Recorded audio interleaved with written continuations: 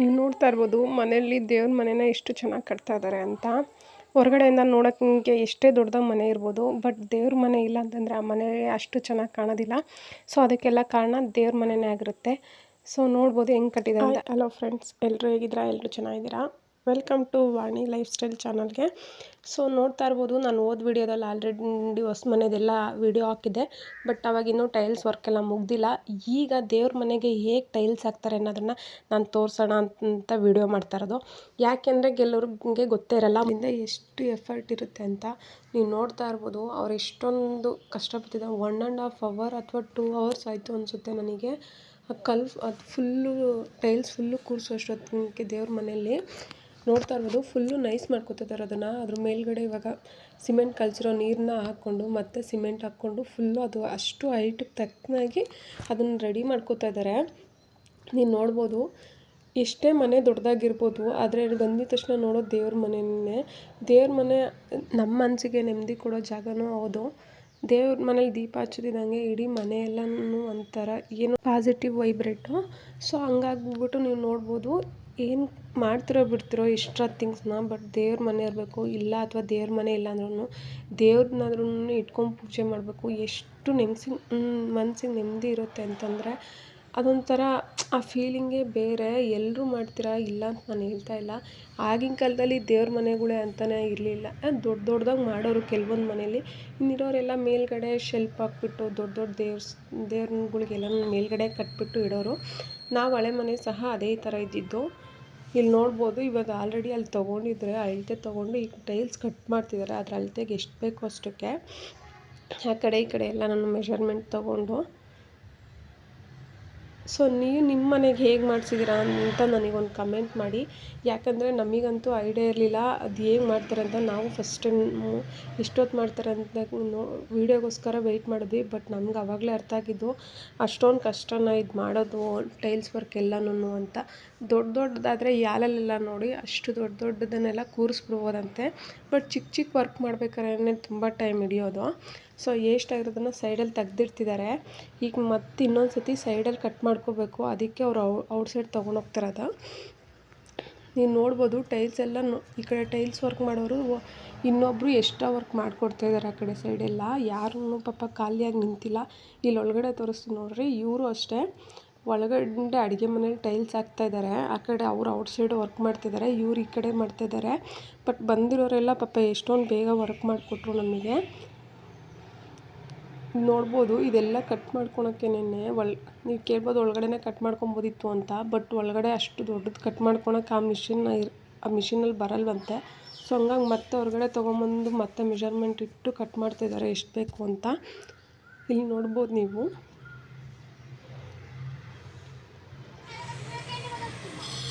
ಅದ್ರ ಮೇಲ್ಗಡೆ full nice ಮಾಡ್ಕೊತಾ ಇದ್ದಾರೆ ಎಷ್ಟು ಬೇಕು ಅಂತ ಇಟ್ಕೊಂಡ್ಬಿಟ್ಟು.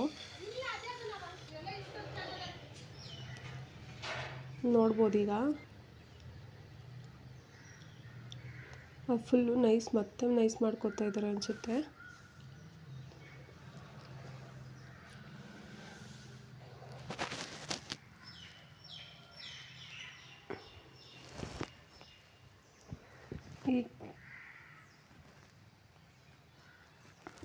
ಈಗ ಟೈಲ್ಸ್ ಕೂರಿಸ್ತಾ ಇದ್ದಾರಲ್ವಾ ನೋಡಿ, ನೀಟಾಗಿ ಟೈಲ್ಸ್ ಕುತ್ಕೋತಾ ಇಲ್ಲ.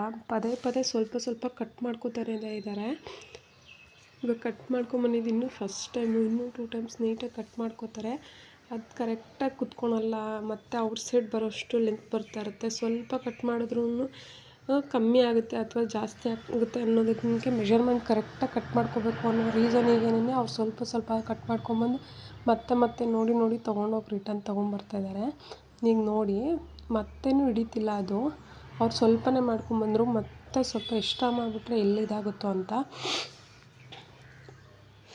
ನೋಡಿ ಇವಾಗ ಮತ್ತೆ ಕಟ್ ಮಾಡ್ಕೊತಾ ಇದ್ದಾರೆ.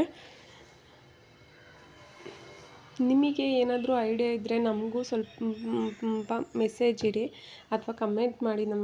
ನಮಗೂ ಒಂದು ಐಡಿಯಾ ಬರುತ್ತೆ ಹೇಗೆ ಮಾಡಿಸ್ಬೇಕು ಅಂತ. ಇನ್ನೂ ನಮಗೊಂದು ವುಡ್ ವರ್ಕ್ ಅದೆಲ್ಲ ಕ್ಲಿಯರ್ ಆಗಿಲ್ಲ ಮನೆಯದು. ಜಸ್ಟ್ ಟೈಲ್ಸ್ ವರ್ಕ್ ಮಾತ್ರ ಕ್ಲಿಯರ್ ಆಗಿದೆ ಈಗ ತಾನೇ. ಇನ್ನೂ ಟೈಮ್ ಇದೆ. ಸೊ ಈಗ ನೋಡಿ, ಈಗ ಕರೆಕ್ಟಾಗಿ ಕೂತ್ಕೋತು ಅನ್ಕೋತೀನಿ. ಈಗ ಸರಿಯಾಗಿ ಕೂರಿಸಿದ್ದಾರೆ. ಅದನ್ನು ಫುಲ್ಲು ಸೈಡಲ್ಲಿ ಮುಂದೆಗಡೆದು ಸೈಡಲ್ಲಿ ಕುತ್ಕೊಂಡಿದೆ, ಮುಂದೆಗಡೆ ಒಂದು ಸ್ವಲ್ಪ ಲೈಟಾಗಿ ಎಕ್ಸ್ಟ್ರಾ ಬಂದಿದೆ, ಅದನ್ನು ಅದಕ್ಕೆ ಕಟ್ ಮಾಡ್ಕೊತಿದ್ದಾರೆ. ನಾನು ಅವ್ರಿಗೆ ಎಷ್ಟು ಸತಿ ಕಟ್ ಮಾಡ್ತೀರಾ ಅಂತ ಕೇಳಿದ್ರೆ, ಮೇಡಮ್ ಒಂದು ಸರಿ ಜಾಸ್ತಿ ಕಟ್ ಮಾಡಿಬಿಟ್ರೆ ಲೂಸ್ ಆಗಿ ಸೈಡಲ್ಲೆಲ್ಲನೂ ಒಂಥರ ಕಾಣ್ತಾ ಇರುತ್ತೆ, ಅದಕ್ಕೆ ಎಷ್ಟು ಕ್ಲಿಯರಾಗಿ ಬೇಕೋ ಅಷ್ಟು ಕ್ಲಿಯರಾಗಿ ಸ್ವಲ್ಪ ಮಾಡ್ಕೊತಾ ಇದ್ದೀನಿ ಅಂತಂದರು. ಇನ್ನು ಆ ಥರ ಅಂದಮೇಲೆ ನಾವೇನು ಮಾತಾಡೋಕ್ಕಾಗುತ್ತೆ, ಕ್ಲಿಯರಾಗಿ ಬರಬೇಕಷ್ಟೇ ನಮಗೆ, ನೀವು ಎಷ್ಟು ಸರಿನಾದರೂ ಮಾಡ್ಕೊಳ್ಳಿ ಅಂತ ಸುಮ್ಮನೆ ವೆಯ್ಟ್ ಮಾಡಿದ್ವಿ. ಬಟ್ ಈ ವರ್ಕು ಮುಗಿಯೋದಕ್ಕೇನೆ ಹತ್ತತ್ರ 1.5 2 ಅವರ್ಸ್ ತೊಗೊಂಡಿದ್ದಾರೆ ಅವರು, ಬರೀ ಮೆಟ್ಲುಗಳು ಇಡೋದಕ್ಕೇ ದೇವ್ರ ಮನೇಲಿ. ನೋಡ್ತಾ ಇರ್ಬೋದು, ಅದ್ರ ಮೇಲ್ಗಡೆ ಸ್ವಲ್ಪ ಕುತ್ಕೊಳ್ಳಿ ಅಂದ್ಬಿಟ್ಟು ಟೈಟ್ ಹೊಡಿತಾ ಇದ್ದಾರೆ ಸುತ್ತಿಗೆಲ್ಲೇನೋ ಸ್ವಲ್ಪ.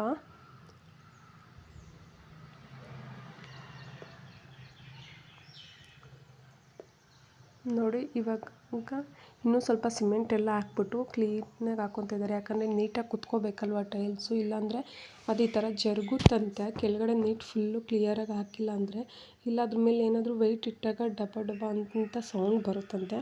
ಸೊ ಹಂಗಾಗಿ ಪದೇ ಪದೇ ಅದನ್ನು ಹಾಕ್ಕೊತಾ ಇರೋದು.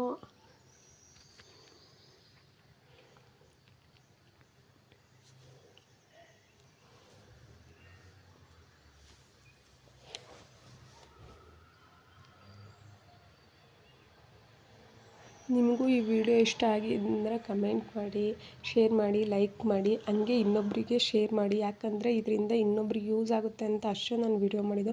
ಕೆಲವೊಬ್ಬರಿಗೆ ಐಡಿಯಾ ಇರಲ್ಲ ಅಲ್ವಾ, ಟೈಲ್ಸ್ನ ಅಷ್ಟು ದೇವ್ರ ಮನೆಯಲ್ಲೆಲ್ಲ ಬೇಗ ಕೂರಿಸ್ತಾರೆ ಅಂದ್ಕೊಂಡಿರ್ತಾರೆ. ಬಟ್ ಈ ವಿಡಿಯೋ ನೋಡಿದ್ಮೇಲೆ ಒಂದು ಐಡಿಯಾ ಇರುತ್ತೆ, ಅವ್ರ ವರ್ಕು ಎಷ್ಟು ಹಾರ್ಡಾಗಿರುತ್ತೆ, ಮಾಡೋದು ತುಂಬ ಈಸಿ ಅಲ್ಲ ಅಂತ. ಸೊ ನೋಡ್ತಾ ಇರ್ಬೋದು, ಕೊನೆಗೂ ಕ್ಲಿಯರ್ ಆಯಿತು. So thank you so much ನನ್ನ ವಿಡಿಯೋ ನೋಡಿದ್ದಕ್ಕೆ. ಇಷ್ಟ ಆಯಿತಾ?